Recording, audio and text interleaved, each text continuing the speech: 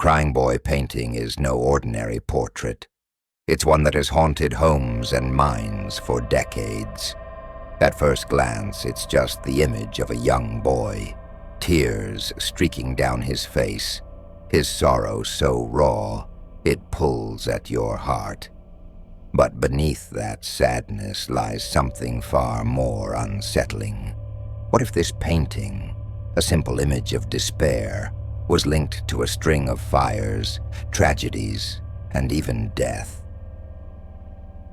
The story of the Crying Boy painting begins with its creator, a man shrouded in mystery himself. In the mid-20th century, an artist by the name of Giovanni Bragolin began painting a series of portraits of crying children. However, Giovanni Bragolin didn't really exist. The artist behind the name was a man named Bruno Amadio, a Spanish painter who sometimes also used the pseudonym Franco Sevilli. Amadio's series of Crying Boy paintings grew in popularity, especially in the United Kingdom, where over 50,000 prints were sold. His works were mass-produced, filling homes and businesses across the world. Yet these portraits, haunting and beautiful, came to carry something more than just artistic fame. According to the legend, one of the boys Amadio painted wasn't just any child. In Madrid during the 1960s, Amadio encountered a young street orphan. This boy, who couldn't speak, was said to have witnessed his parents die in a fire. Wherever the boy went, fires followed. The locals had given him a name, Diablo, meaning devil.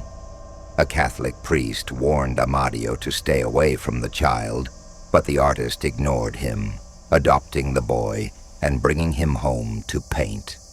That boy became the subject of some of the most famous Crying Boy portraits. However, disaster soon struck. Amadio's studio and apartment were mysteriously engulfed in flames, destroying everything he owned. The artist, devastated, remembered the priest's warning and cast the boy out of his life. From that moment on, Amadio's career and life spiraled downward. He would never paint with the same success again, and the legend of the Crying Boy curse was born. Even more tragically, the legend claims that the boy, Don Bonillo, met a fiery end.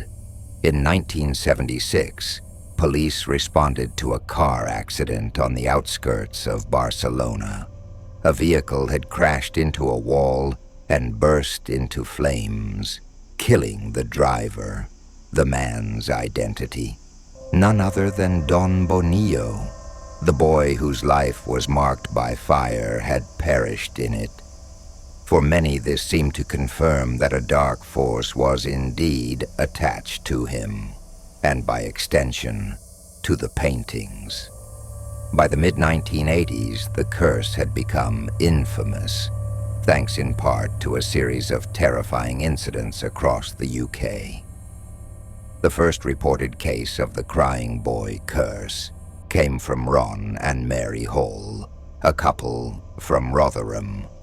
In 1985, their home was gutted by a fire, but there was one item that remained untouched by the flames, a print of the Crying Boy painting that had fallen face down on the floor.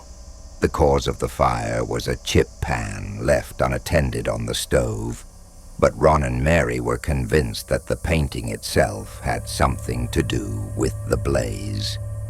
And they weren't the only ones.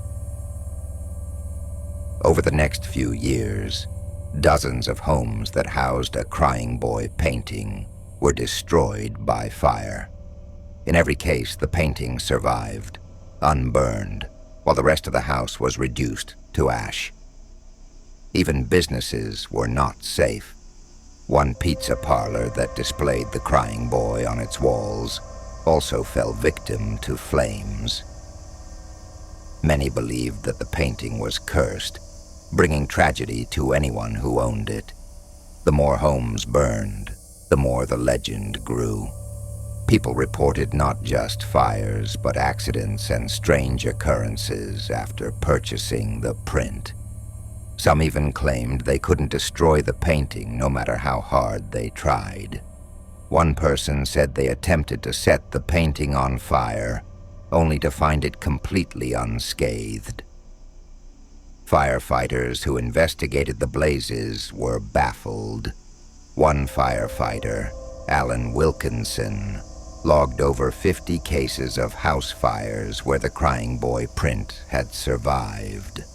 Wilkinson himself didn't believe in the curse, attributing the fires to common household accidents: overheated pans, faulty wiring, and discarded cigarettes. But even he admitted that the survival of the paintings was strange. In one of his reports, Wilkinson's wife remarked, "Maybe it's the tears that put the fire out." To try and debunk the growing hysteria, fire officials offered an explanation. Mick Riley, a senior fire officer, suggested that the prints survived the flames because they were made on a type of high-density hardboard that was difficult to ignite. But this did little to calm the public's fears. The panic hit its peak in September 1985, when The Sun, a popular British tabloid, ran a series of sensational articles about the Crying Boy curse. The first article, titled "Blazing Curse of the Crying Boy," detailed the experience of the Hall family, sparking a flood of letters from readers who claimed to have suffered similar fates. Some readers reported seeing their Crying Boy paintings sway back and forth on the wall, while others said their prints reappeared after being destroyed. The Sun took full advantage of the growing fear. They invited readers to send in their Crying Boy paintings, promising to destroy them in a massive bonfire. By Halloween of 1985, The Sun had collected over 2,500 prints and set them ablaze in a public event, hoping to rid the nation of the so-called curse. But even after the bonfire, the legend didn't die. For years, people continued to whisper about the Crying Boy. Skeptics and investigators tried to uncover the truth behind the supposed curse. In a BBC Radio 4 special, comedian Steve Punt attempted to burn a Crying Boy painting, only to find it nearly impossible to destroy. The painting was resistant to fire, leading some to speculate that Amadio had used fire-retardant varnish, while others believed it was the compressed hardboard that made it difficult to burn. This explained why, in so many cases, the paintings fell face down during fires and emerged relatively unscathed. Despite these rational explanations, the Crying Boy painting had cemented itself as an urban legend. People believed in the curse, and perhaps that belief was enough to keep the story alive. In the years since, the Crying Boy has become more than just a painting. It's a symbol of superstition and fear. It's been featured in documentaries, forums, and social media posts as people continue to debate whether there's something truly supernatural at play, or if it's all just a product of hysteria and coincidence. Even today, you can find Crying Boy paintings hanging in homes and museums, some of which embrace the mystery that surrounds them. The legend continues to grow, a chilling reminder that sometimes what we see on the surface is only part of the story. Are these just paintings, or are they the remnants of a curse that has yet to be fully explained? The Crying Boy is a portrait of despair, and whether that despair has a life of its own, or is merely the creation of our collective imagination, remains one of the most unsettling mysteries of modern times.